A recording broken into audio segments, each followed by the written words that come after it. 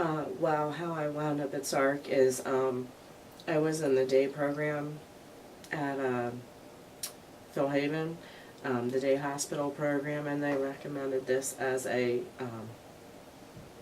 supplement to their work with me. So that's how I got referred here.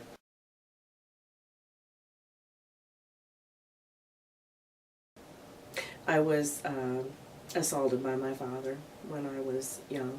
I believe it started around age 4 to 5, but I don't really have a total clear-cut memory of that. It lasted till about age 9 or 10 when my mom left the household and took me with.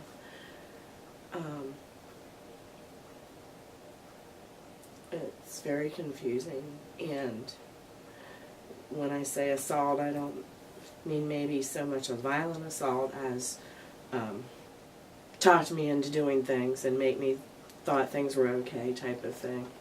And like I said, it went on probably monthly for 4 to 5 years. And it really just has like impacted my life almost like a,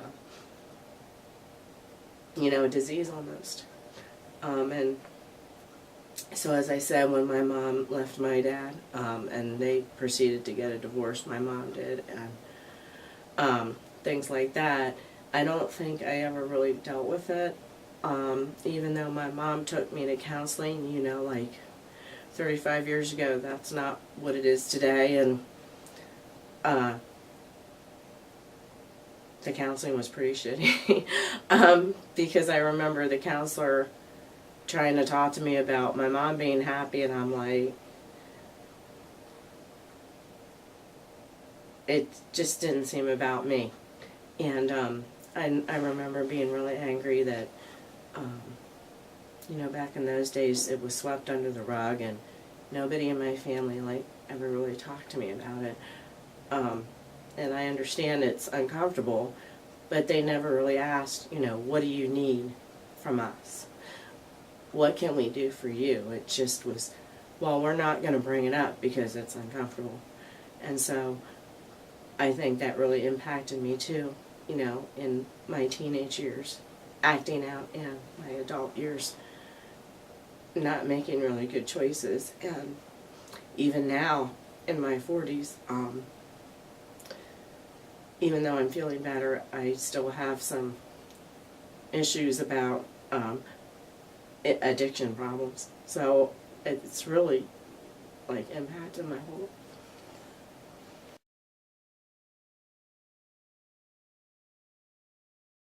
Maybe you can It tell made me how me that. feel like I wasn't even there. Like it was my fault. Like it was embarrassing to them. And even though they didn't say that, they just didn't say anything. So I assumed all of it. I mean, if it was okay, why wouldn't they talk about it? If it wasn't my fault, why wouldn't they talk about it? And, hey, my mom was taking me to counseling twice a month, so that must have been good enough. They didn't need to get involved any further, because that's, as I said back in those days, was good enough, I guess.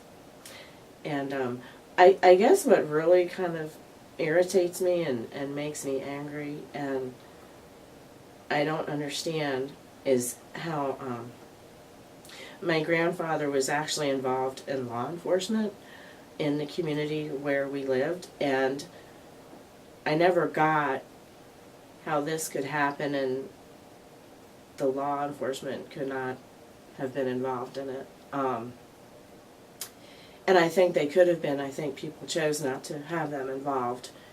And I asked my mom about it, many years later, and her response was, well, I talked to my lawyer about it, which was her divorce lawyer, and the lawyer had said, well, we need, dates, time, and places, and things like that. And I realized logically that, yes, law enforcement would need to know things like that to say a crime was committed, but the point is, no one asked me.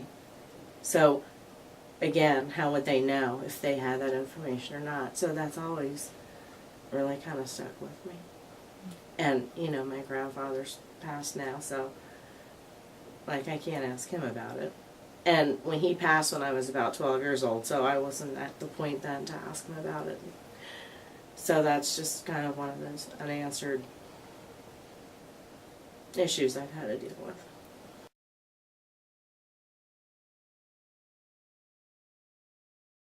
How it was exposed? Well, I had told my grandmother, my great-grandmother, because I stayed with her on the weekends a lot.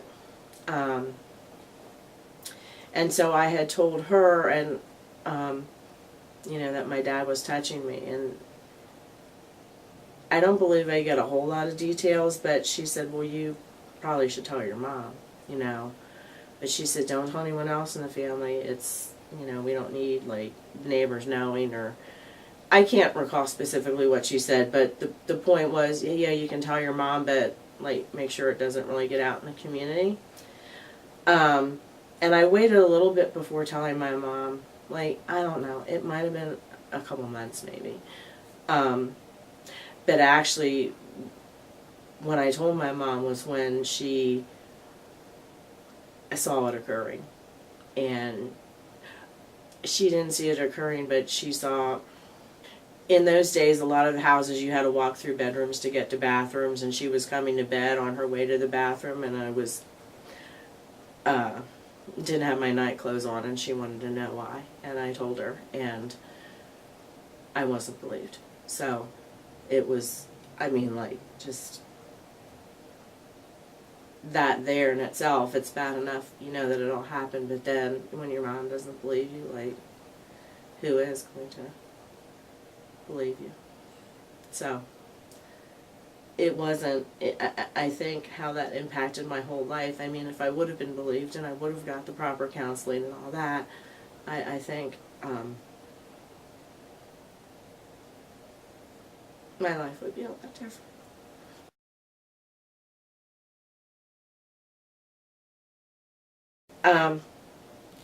I think she did believe me. I think, you know, that first night, when she asked my dad about it, of course, he said it didn't happen.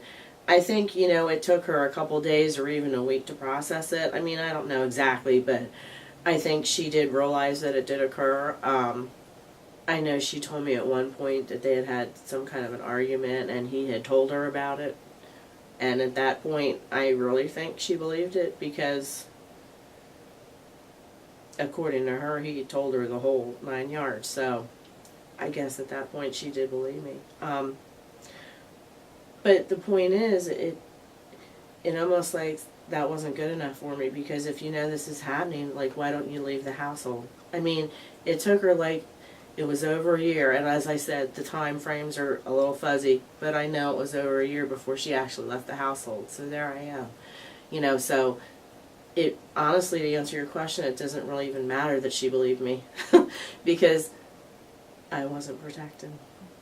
So again, it's not only the fact that you have your perpetrator, but you have an enabler in the household, and it's just, it like magnifies it even worse.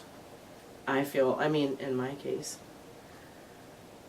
So literally you had like no safety. You're a kid and there's just no safety. I couldn't wait to go to Grandma's on the weekend because I knew I was safe for 2.5 days. Honestly, that's how I felt. And Grandma was another can of worms too, but at least at least I knew that wouldn't happen there. And so yeah. And it was really hard, you know, to go to school and to go to Girl Scouts and to church and pretend, you know, like I was normal. But I wasn't. How did you get through it as a kid? Honestly, I'm very good at ignoring things and pretending that everything's okay, and it's like I took a trip, you know, to outer space or something, or, you know, not really anywhere specific, but my mind was not there. You know, I would in later years, you use substances to help you do that.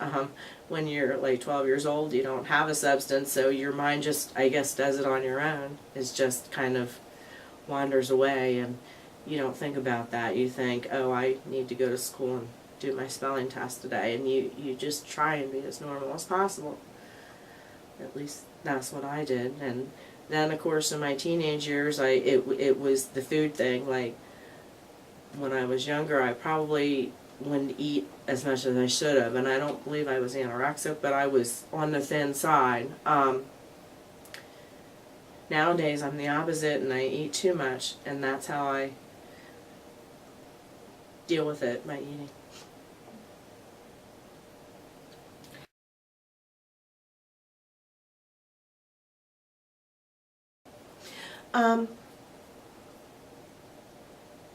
I don't think I had so much as a self-blame that it was my fault, honestly, until recently. But, you know, maybe for the last 20 or 30 years, it was more of, well, I don't matter. I don't matter because no one is helping me. And I just couldn't understand why, if this was so terrible, why the police weren't involved, and why that wasn't pursued, and maybe why other family members were taken. I always felt like I was the black sheep of the family. I guess you can put it that way. Because I was like the youngest cousin and all that, and I was an only child, so it's not like I had brothers or sisters to talk to, and I just felt like I was just totally alone with it. And the message I got in my mind was, you don't matter, you're not important. I think later on in my, adulthood, when I would ask my mom questions about it and things, and I think I started to realize that, there's many layers of it, and even with her, you just can't get one answer. You could ask 10 different days the same questions and get 10 different answers. So I began to realize that in her mind there was a jealousy factor of why would my dad prefer a child over her. And she liked to tell a story about when she was in the psychiatric hospital, the doctor would, ask her questions about their love life and things like that, and she said, well, it's almost like he's blaming me because I wasn't good enough, and that's why what happened, and I'm like, really? So I didn't get that at first, but like later on in my 20s, I did feel like she was blaming me. So yeah, I guess you could say I did feel that, but that was only later on.